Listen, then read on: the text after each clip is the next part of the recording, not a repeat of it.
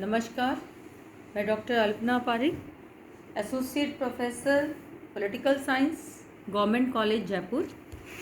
बच्चों, हम अमेरिकी कांग्रेस के बारे में पढ़ रहे थे, जिसमें कल हमने अमेरिकी सीनेट के बारे में पढ़ा था, जो कि अमेरिकी कांग्रेस का सेकंड हाउस है और विश्व के अन्य देशों में की तुलना में सबसे सर्वाधिक शक्तिशाली द्वितीय सदन अमेरिकी सीनेट है। अमेरिकी सीनेट के शक्तिशाली होने के कारणों की भी कल हमने विवेचना की थी। आज हम अमेरिका का प्रथम सदन यानी हाउस ऑफ रिप्रेजेंटेटिव्स को पढ़ेंगे, प्रतिनिधि सभा को पढ़ेंगे। अमेरिकी कांग्रेस के दोनों ही सदन जनता के द्वारा प्रत्यक्ष रूप से निर्वाचित होते हैं, लेकिन कांग्रेस का लोकप्रिय सदन जो है यानी प्रथम सदन जो है वो प्रतिनिधि सभा है।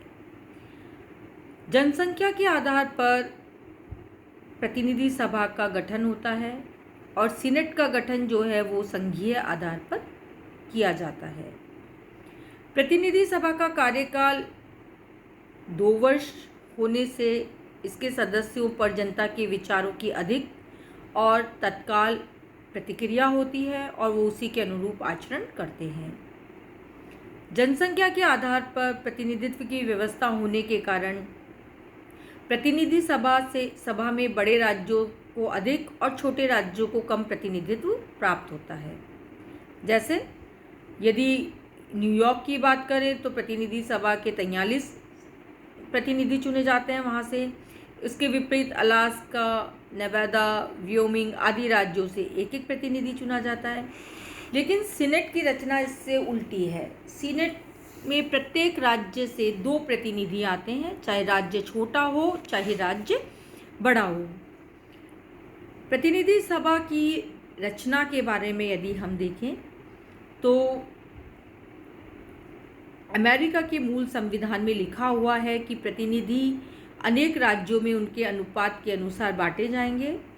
जो इंडियन टैक्स नहीं देते उनको उसमें शामिल नहीं किया जाएगा। 30,000 व्यक्तियों के ऊपर एक प्रतिनिधि लिया जाएगा, परंतु प्रत्येक राज्य से कम एक प्रतिनिधि अवश्य लिया जाएगा। प्रारंभ में अमेरिका के प्रतिनिधि सदन की संख्या 65 थी, लेकिन नवीन राज्य जब अमेरिकी संघ में शामिल हुए, देखिए मैंने आपको पहले शुरू में ही बता दिया था कि आरंभ में अमेरिका में 13 राज्य थे, जो कि वर्तमान समय में 50 हो गए। अब 1929 से निर्मित और 1941 में संशोधित पुनर्निर्धारण एक्ट के अनुसार प्रतिनिधि सभा की सदस्य संख्या स्थायी रूप से 435 निश्चित कर दी गई है।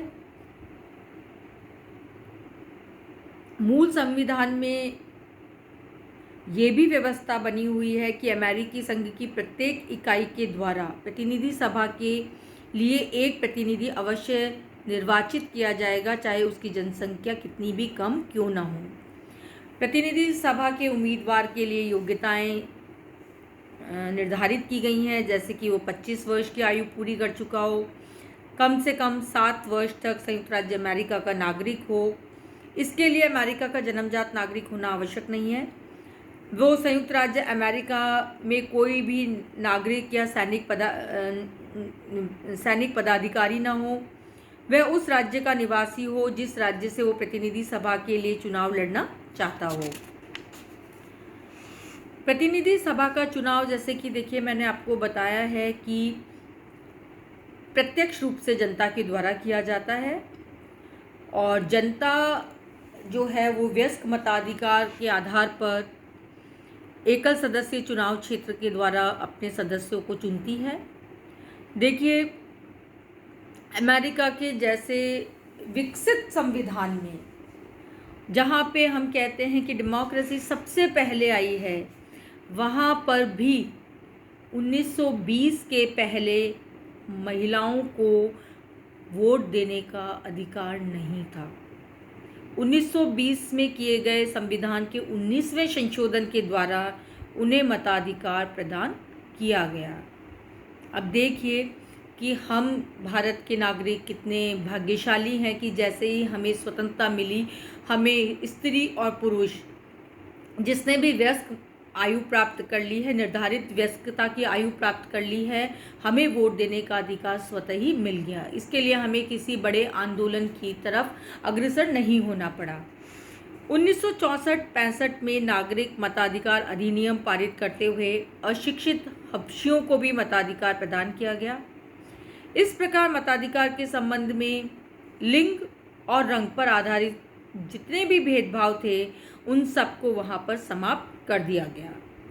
26वें संवैधानिक संशोधन के अनुसार अब अमेरिका में 18 वर्ष की आयु वयस्क गिनी गई है और 18 वर्ष की आयु के प्रत्येक स्त्री और पुरुष को वहां मत देने का अधिकार प्राप्त है। मतदाता बनने के लिए ये भी ज़रूरी है कि वो व्यक्ति उस राज्य में कुछ समय तक निवास करे। यह अवधि विभिन्न राज्यों में 6 माह से लेकर 2 वर्ष तक है। पागल और दिवालियों को अमेरिका में भी मताधिकार से वंचित किया गया है। कार्यकाल की बात करें तो प्रतिनिधि सभा का कार्यकाल 2 वर्ष का है। इस निश्चित अवधि को ना तो कम किया जा सकता, ना ही बढ़ाया जा सकता और प्रतिनिधि सभा को अपनी अवधि के पूर्व विघटित भी नहीं किया जा सकता। वेतन भत्ते समय समय पर निर्धारित होते हैं। प्रतिनिधि सभा और सीनेट के प्रत्येक सदस्य को वर्तमान समय में 1.33.600 यानी $1,33,600 वार्षिक वेतन मिलता है। इसके अतिरिक्त उन्हें क्लर्क, स्टेशनरी, कार्यालय आदि के लिए अलग अलग भत्ते मिलते हैं, यात्रा भत्ते मिलते हैं। गणपूर्ति के लिए आवश्यक है कि सदन में सदस्यों का बहुमत गणपूर्ति के लिए ज़रूरी है। अधिवेशन की बात करें तो कांग्रेस का प्रतिवर्ष एक अधिवेशन होना अनिवार्य है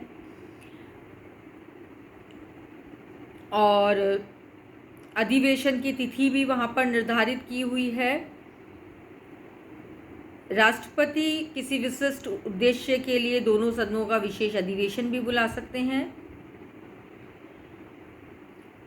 अमेरिका की प्रतिनिधि सभा के विषय में एक व्यवस्था है जेरीमेंडिंग। जेरीमेंडिंग किसे कहते हैं? देखिए, प्रतिनिधि सभा के सदस्य एक सदस्य निर्वाचन क्षेत्र से चुने जाते हैं और चुनाव क्षेत्र का निर्धारण अमेरिका में राज्य विधानमंडलों का उत्तरदायित्व है। व्यवहार में सत्ताधारी दल चुनाव क्षेत्रों का निर्धारण इस प्रकार से करता है कि विरोधी दल के समर्थकों की संख्या को थोड़े से चुनाव क्षेत्रों में सीमित कर दिया जाए और अपने समर्थकों को अधिक से अधिक क्षेत्रों में इस प्रकार से फैला दिया जाए कि थोड़े थोड़े बहुमत से अधिक संख्या में अपने उम्मीदवार विजयी करा लिए जाएं। जेरीमैंडरिंग की प्रथा सत्ताधारी दल को सत्ताधारी दल के द्वारा सत्ता के दुरुपयोग का एक उदाहरण के रूप में हम देखते हैं और जेरीमैंडरिंग के कारण ही प्रतिनिधि सभा का गठन को भी दोषपूर्ण माना जाने लग गया। प्रतिनिधि सभा की जो शक्तियां हैं, कल मैंने देखा था कि प्रतिनिधि सभा जो है वो यदि हम सीनेट से उसकी तुलना करें तो बहुत कमज़ोर पाई जाती है। प्रतिनिधि सभा की शक्तियां और कार्य की यदि हम बात करें तो अमेरिकी संविधान के अनुसार संयुक्त राज्य अमेरिका की समस्त विधायकी शक्तियां यानी कानून निर्माण करने की शक्तियां कांग्रेस में निहित है और जिनका प्रयोग प्रतिनिधि सभा और सीनेट समान रूप से करती हैं। देखिए, हमारे भारत की हम बात करें तो हमारे यहाँ क्या है कि यदि हम दोनों सदनों की बात करें तो शक्तियों के मामले में जो हमारी लोकसभा है वो राज्यसभा की तुलना में बहुत अधिक शक्ति संपन्न है।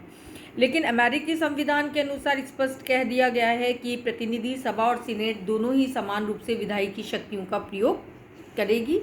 इस प्रकार प्रतिनिधि सभा की मुख्य शक्ति जो है कानून निर्माण से संबंधित है, किंतु इसके अतिरिक्त भी उसके द्वारा कुछ और भी काम किए जाते हैं। पहला जो उसकी शक्तियां हैं वो है विधायी शक्तियां। संविधान के अनुसार कांग्रेस को सभी संघीय विषयों पर कानून निर्माण की शक्ति प्राप्त है। इस संबंध में उसके द्वारा संविधान में उल्लेखित विषयों के अतिरिक्त अंतर्निहित विषयों पर भी कानून निर्माण किया जाता है। कानून निर्माण के संबंध में कांग्रेस के दोनों सदनों को समान शक्ति प्राप्त है। कोई भी विधेयक तब तक कानून नहीं बनता जब तक कि दोनों ही सदन उसे पारित ना कर दें। वित्तीय विधेयक प्रतिनिधि सभा में प्रस्तावित किए जाते हैं, सीनेट में नहीं, किंतु सीनेट को इन विधेयकों में संशोधन करने का पर्याप्त अधिकार है।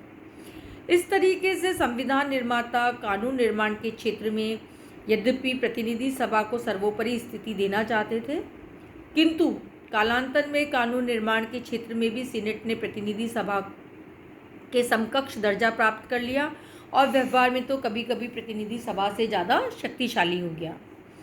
दूसरा है संवैधानिक संशोधन करने की शक्ति।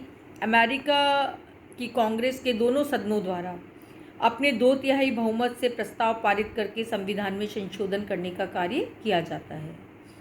तीसरी है कार्यपालिका शक्ति। कार्यपालिका क्षेत्र में भी प्रतिनिधि सभा और सीनेट की शक्तियाँ बराबर सी ही है।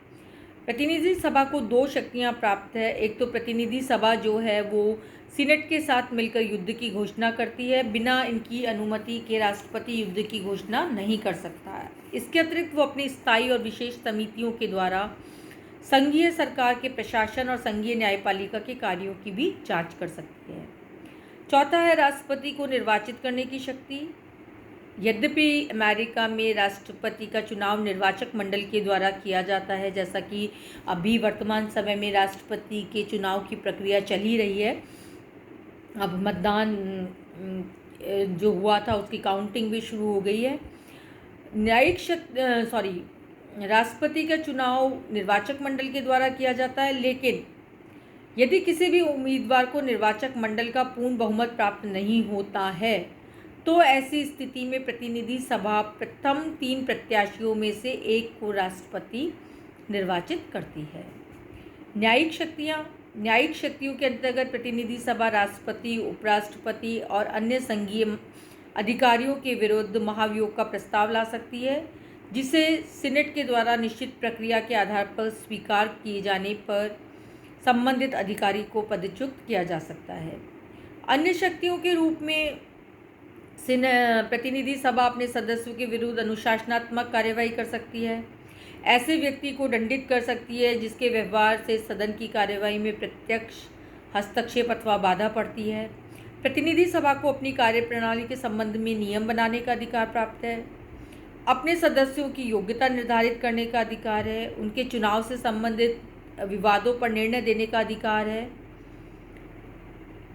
यदि सदन 2/3 बहुमत से किसी सदस्य को दोषी ठहरा दे तो उसकी सदस्यता को भी खत्म करने का अधिकार है। तो